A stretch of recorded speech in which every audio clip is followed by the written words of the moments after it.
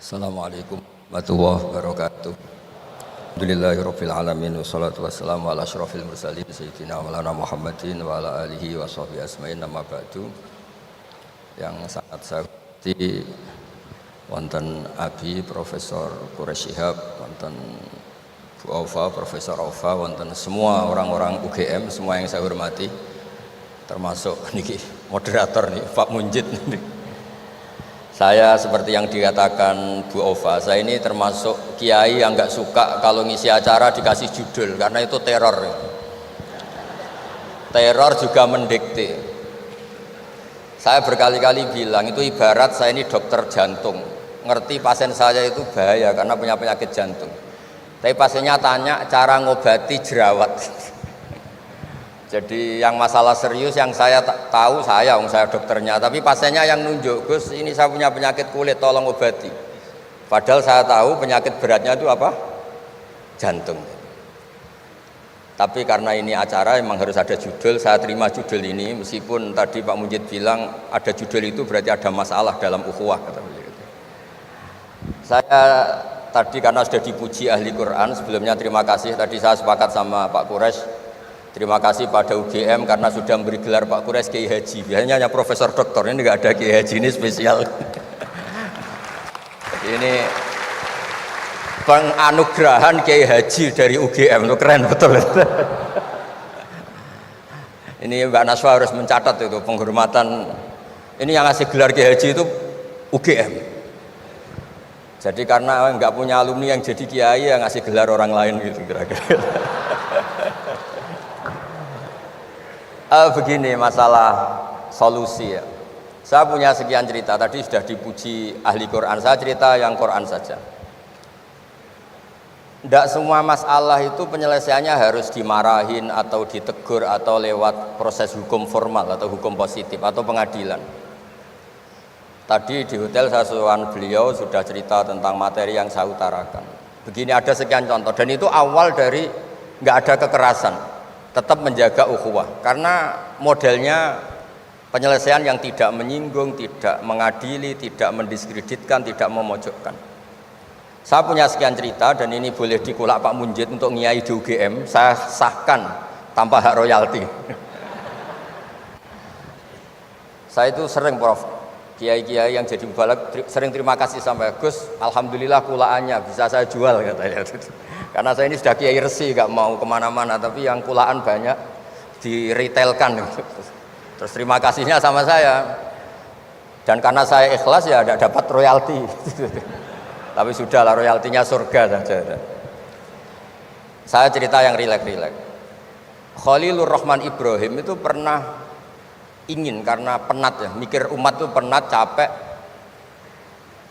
ingin masalahnya selesai dan nggak mungkin selesai, sehingga beliau minta umur panjang supaya punya waktu panjang untuk menyelesaikan problem umat. Sama Allah nggak dijawab. Ada orang tua yang sudah renta tua sekali, karena Nabi Ibrahim itu adalah terkenal dermawan, dipanggil terus dikasih kurma. Dikasih kurma itu makan itu meler lagi, makan meler lagi. Terus Nabi Ibrahim masuk kamar, ya Allah saya batalkan doa minta umur sampai tua.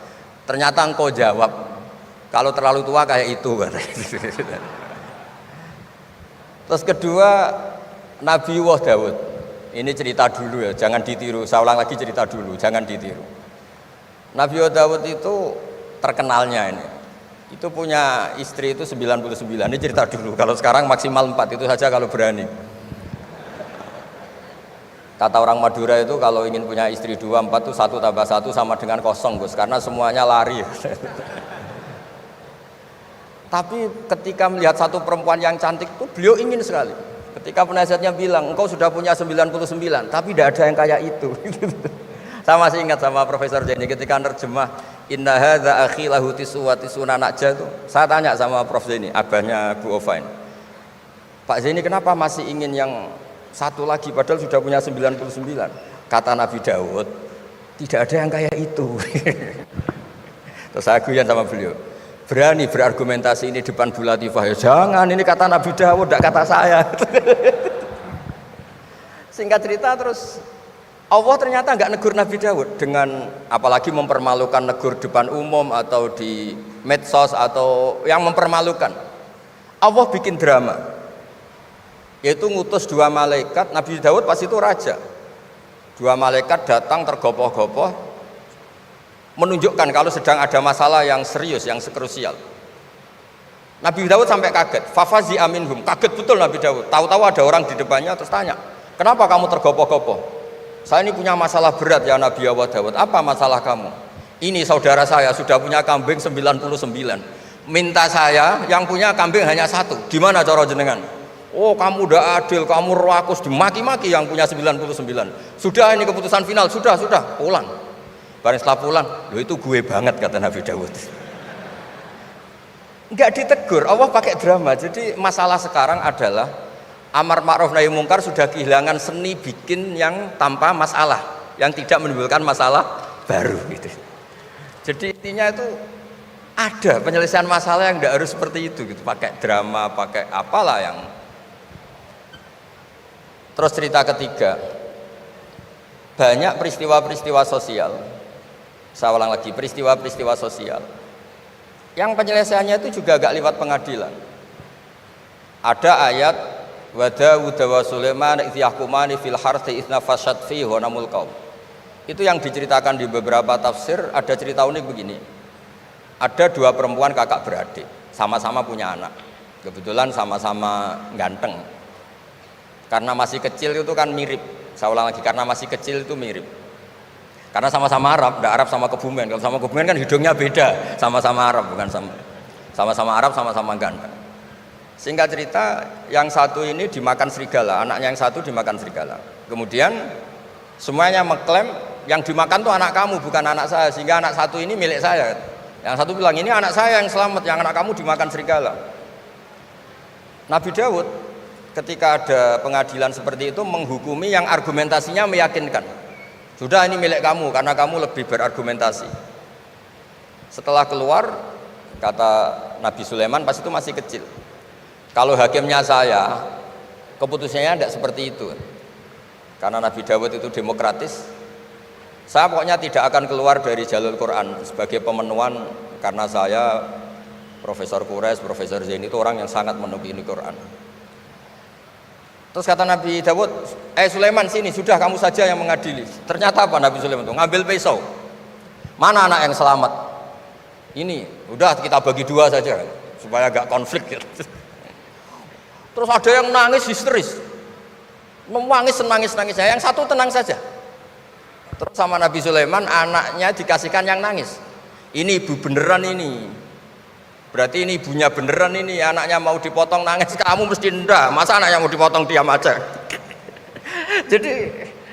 jadi ternyata sebagian pengadilan dulu itu pakai perangkat psikologis, gak mungkin secara naluri normal orang anaknya mau dipotong membiarkan, itu pasti tidak ibunya itu. Akhirnya dimenangkan yang nangis tadi.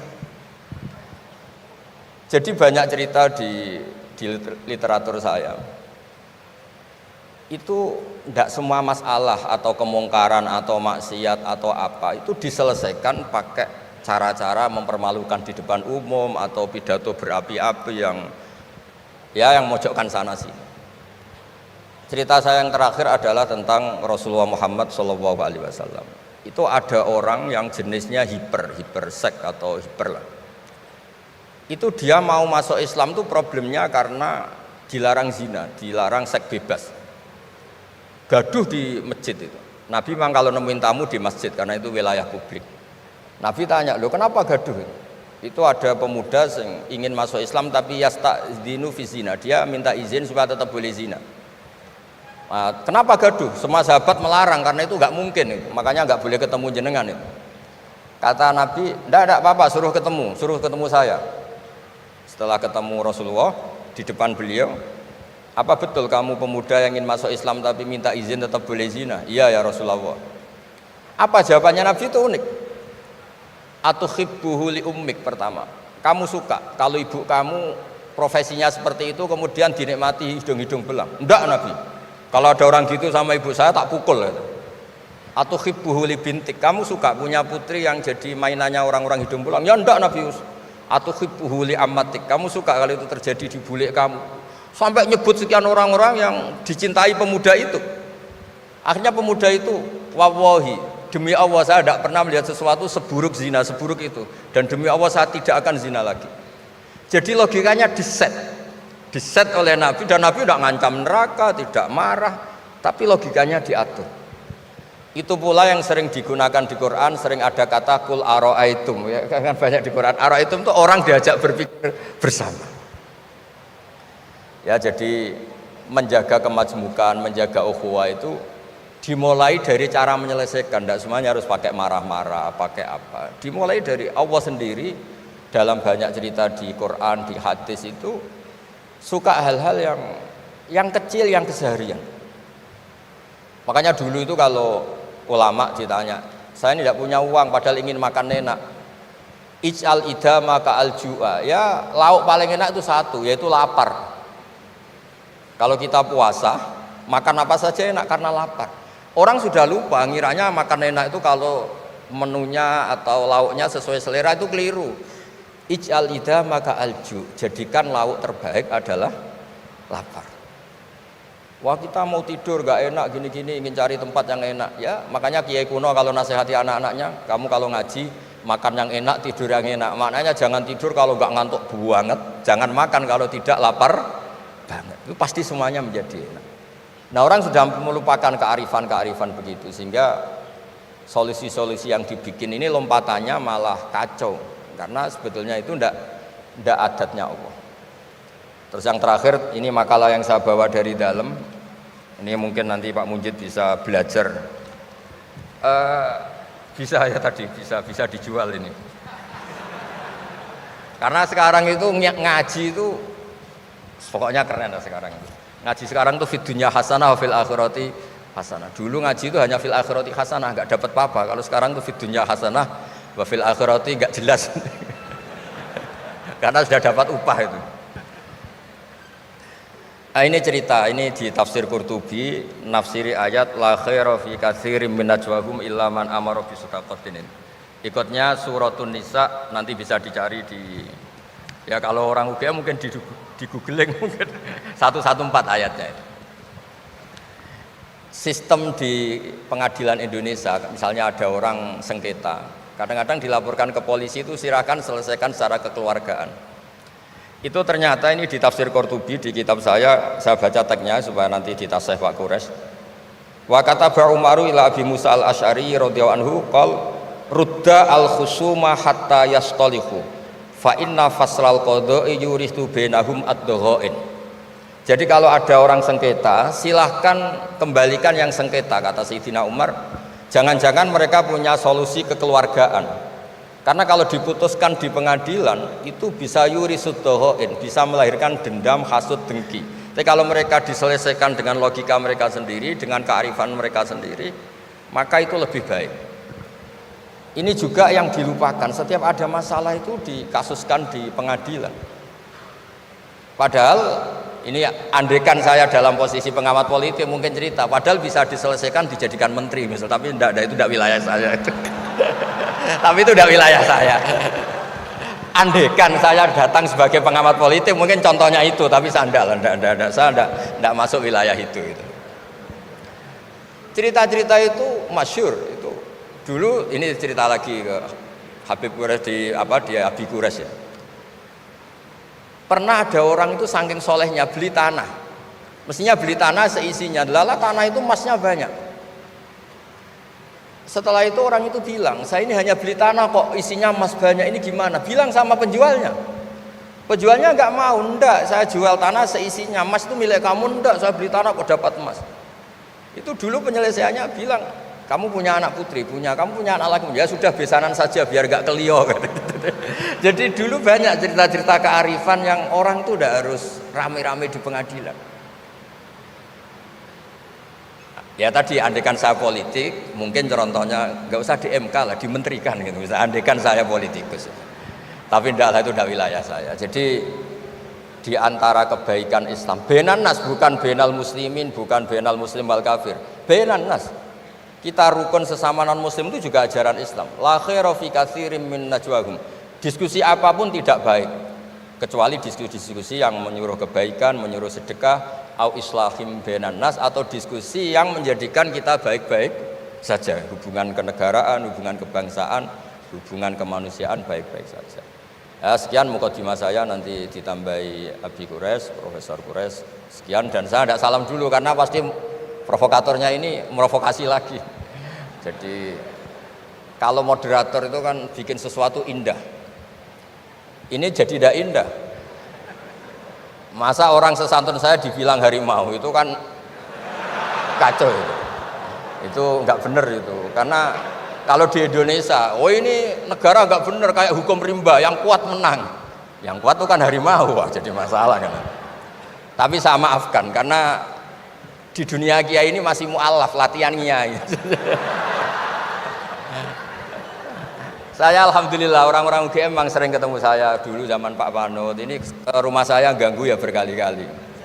Jadi ya enggak apa-apa, silahkan salah karena Allah Maha Pemaaf gitu. Monggo. Pakai ini mau pakai. Terima kasih.